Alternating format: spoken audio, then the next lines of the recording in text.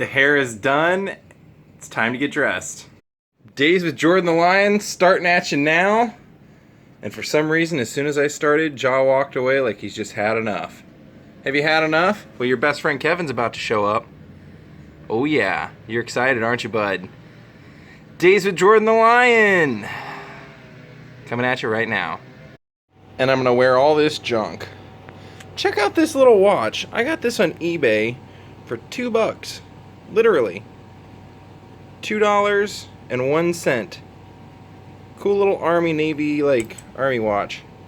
If you're wondering what Solvang is, Solvang's a Dutch community, actually Danish community, about 2 hours away from here that I go vacation at and just go hang out at sometimes when I'm in the mood for a long drive. Planning on vlogging it and will vlog it at some point. They had a big Danish festival about 2 weekends ago and I was working, so we just couldn't make it out there. But that's the significance of Solvang, and at some point we will do a Solvang vlog. My army green chucks to go along with my army green watch. He's out for his first time today and he always kind of farts around getting started. He'll sniff every blade of grass for an hour if you let him. But it's so hot outside, guys. It's 100 again today, so there's just, and look at it, he's so dark that there's just no way we can take him to the park now. It's too late in the day.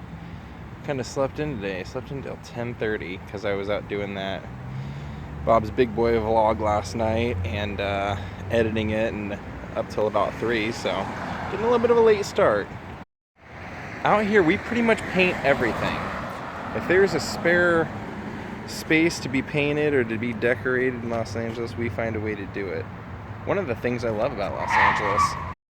We've been outside for exactly, I would say 4 to 5 minutes, which is funny because you can't say exactly when you don't know, I guess, right? We've been outside for 4 or 5 minutes and we've already heard 4 intense tire screeches, trying to avoid accidents in our neighborhood. Wake up, man. Just what are you doing, my wicked, and we'll get. I love you. He's an easy friend to make. Right? Just bribe him. Cash your card today. All right, when the runway lights come up on the side here, it'll be ready for you to. He instinctively goes to that spot every time he walks in here. That's an old classic. Man, I woke up today and really was just craving to want to go to Ohio and visit my family. I haven't been there since March, I think, so. But yeah, I just woke up and I was like, man, I would love to go see them soon and vlog some of that. Every time we start walking home, we get detoured, and it basically turns into him flipping on his side and doing back rolls and doing breakdancing moves. See if it happens again. As soon as I turn the camera on, he stopped, but he just keeps. First, you see he'll throw his neck down, and then he just falls backwards like Ric Flair. See, he's getting there. He's turning that cheek. So for today's vlog, I decided just to walk 15-20 minutes down the road. I'm gonna go to the Hollywood Forever Cemetery, pay homage to some of the greats. One of the greatest bands of all time, and though you don't think of them as California, 2 of the members are buried and memorialized in California right here beside me. I just found a $5 bill on the sidewalk. Lucky day. That's a tough looking car. Pretty cool. I feel like I was just kind of rewarded $5 for walking instead of driving the 6 blocks it takes to get here. And more cranes! That's a new one. I hadn't seen that one before. That's becoming a new landmark. I get a little bit of a laugh out of this. That doorway actually leads to Judge Judy. That's where her audience that sits in the courtroom, that's where they're exited out after the show. And you can see up there, that's the Judge Judy sign. And there are many, many famous people buried here, but today I'm just gonna focus on the Ramones. Among some of the people buried here, like Cecil B. DeMille, Tyrone Power, Don Adams. There's a really cool Don Adams memorial here. But like I said, today I just kind of wanted to pay homage to the Ramones. And the first person that we're going to go see is somebody who, when I worked at the Tower Records on Hollywood Boulevard, he lived just like 2 blocks away. So he actually used to come in out of boredom and just shop for like an hour. And one day my friend goes, "You know that's Dee Dee Ramone, don't you?" And I said, "No, I didn't." And about 5 minutes later, that same friend walked over, because the tower that we worked at was kind of like a discount center, like stuff that they had overstock of that was used. They had bought out a VHS rental store, and he walks over and hands me something. He goes, "Check this out," and it's called Dee Dee King, and it was Dee Dee's attempt at R&B, hip hop, rap stuff. Not my thing. But Dee Dee was awesome. I mean, he was a nice guy. Unfortunately, he died of a heroin overdose, and it's kind of a bad strain that went around the city at that time. A friend of mine had a close friend of his die from buying it from the same dealer, we found out at the time. And yeah, that's why you don't mess with that stuff, because you have no control over it. And check that out. A couple of peacocks. Just roaming, chilling, having fun, not bothering anybody. But yeah, Dee Dee passed away at the age of 50. That was about 10 years ago. And it was just we just kind of celebrated the 10-year anniversary, so he would have been 60 now. Dee Dee was kind of Dee Dee and Johnny started the band. And Dee Dee was actually the lead singer. But he couldn't play bass and sing at the same time, so Joey, who was the drummer, ended up becoming the lead singer. But even though all band members were kind of credited equally as being the writers of the songs, Dee Dee wrote most of the early stuff. And I'll tell you guys a little bit more when we get here. Now, if I remember right, it was kind of over here, kind of by itself.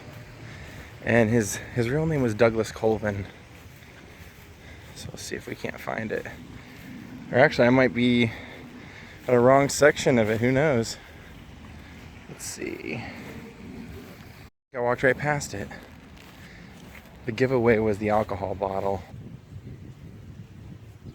There he is. Dee Dee Ramone.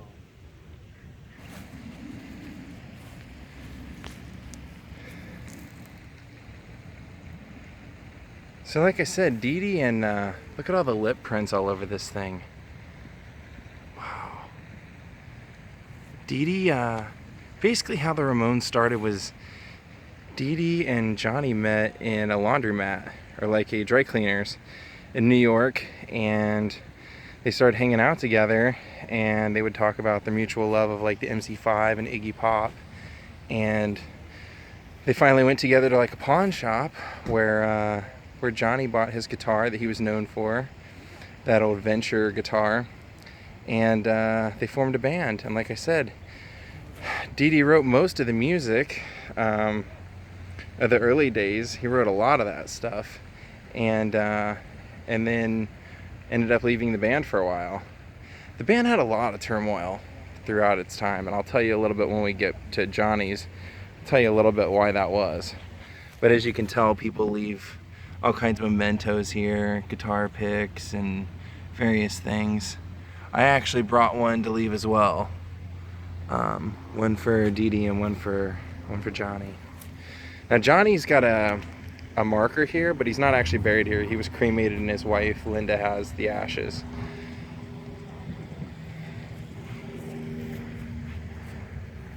So there's the final resting place of Dee Dee.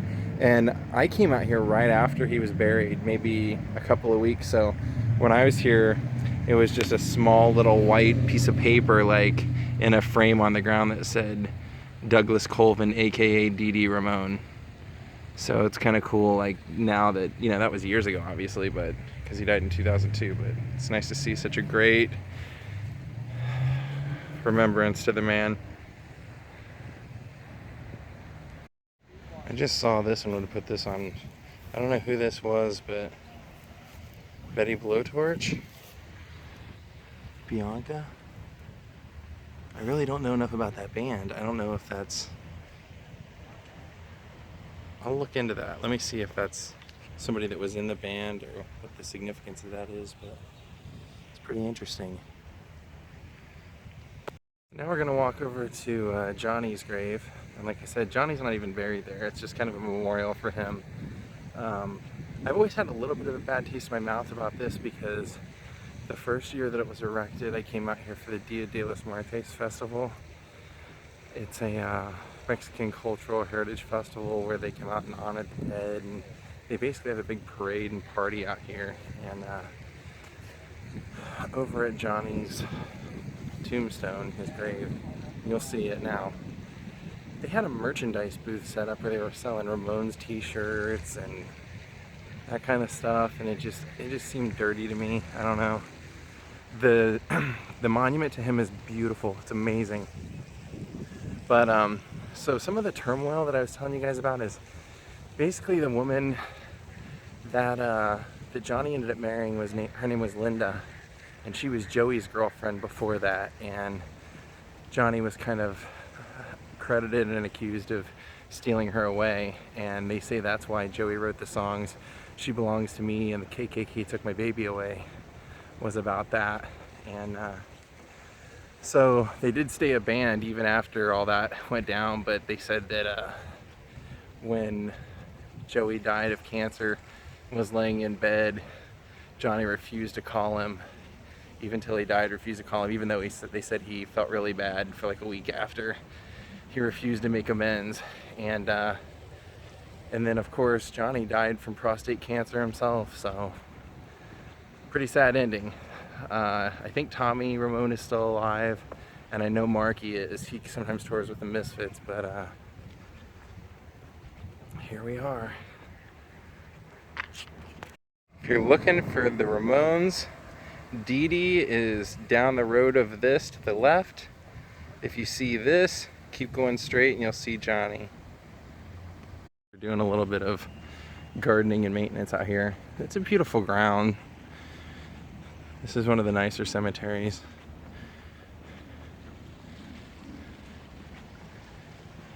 Right here, you can obviously tell.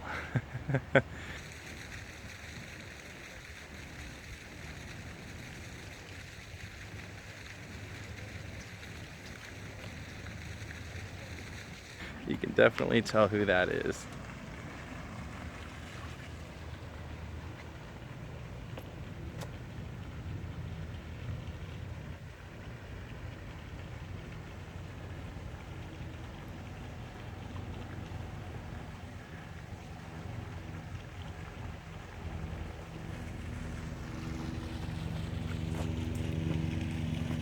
Just kind of want to give you a little bit of a... Now when they unveiled this and they had a big ceremony, and all the people that have left little quotes on the side of this, we're all out here to memorialize him. John Frusciante was one of them. Of course, Eddie Vedder, who inducted them into the Rock and Roll Hall of Fame. Rob Zombie. Lisa Marie Presley. Now this sounds kind of weird to me that his wife would be in the back, but she is. And even though I said, check these out. They're on all the posts around here. They're all Ramones logos. Even though I said I'm going to keep this a Ramones vlog, this is right next to Hattie McDaniel, who was the first African-American woman to win an Oscar for Gone with the Wind. I might put her on here as well.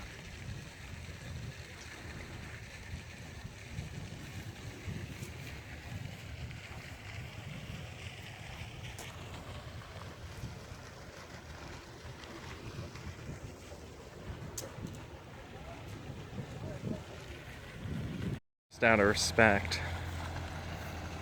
Just out of mad respect.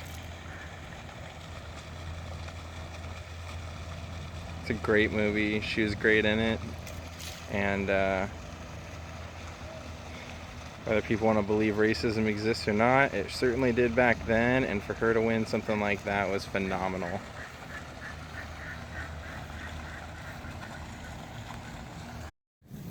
I don't know anything about that.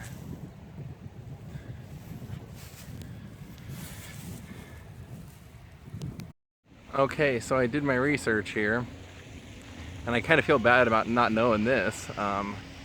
But yeah, when we got to the tombstone for Bianca Betty Blowtorch, Bianca was the lead singer of Betty Blowtorch, and the only constant member of the band.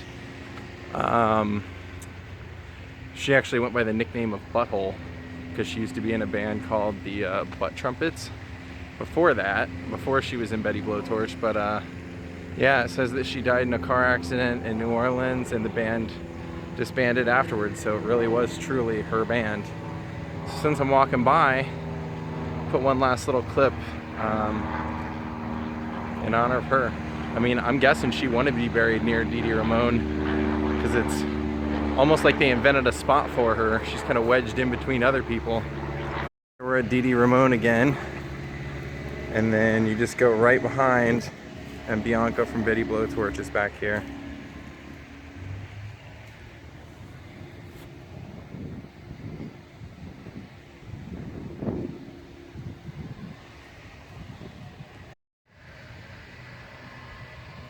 There's so many people buried here that are interesting that I have to leave now because, like I said, I was only going to do the Ramones and I've already put in a couple of others, and right now I'm standing in front of Cecil B. DeMille, so I might as well put that one on here too, but that's why I got to get out of here. I'm going to do too much.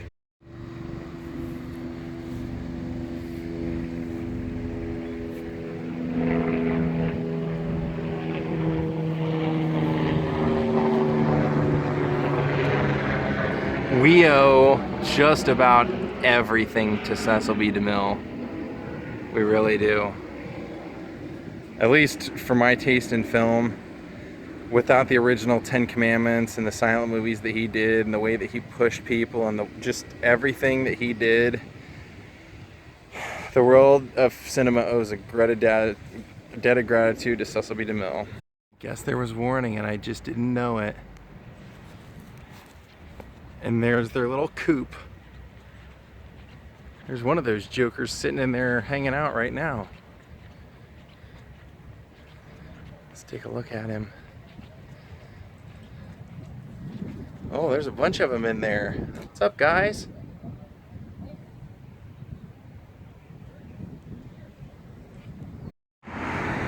See, and before I leave, I'm gonna put this on here because they're actually advertising the Dia de los Muertos. This used to be free. You used to be able to come and it was free, and now it's kind of like, one year it was like 10 bucks, then it was 15, then it was 20, then it was 30. I don't know what it is now, but it also sells out and there's nowhere to park in the neighborhood, so luckily I'm within walking distance, so I may or may not go.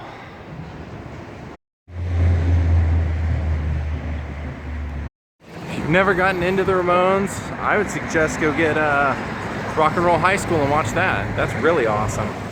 I got into them because when I was learning guitar, I was watching on MTV, there was a show called My So-Called Life, and Jared Leto played a character who was auditioning to get in a band, and he auditioned with I Want to Be Sedated. So I went and ordered Ramones Mania through BMG Music Service, and about a year later, when I was in my first band, called The Secret Sounds out of Troy, Ohio, we still had shirts. We used to do covers to get started, and we did like 3 Ramones covers and a couple of Misfits songs, and Weezer, of course, but we did Blitzkrieg Bop, I Want to Be Your Boyfriend, I Want to Be Sedated, and there might have been one other one. And we would just kind of interchange those kind of songs because they were fun and happy songs and people seemed to love them. So check out the Ramones. Some artists thought Brad Pitt needed a little help with his looks. And that guy again.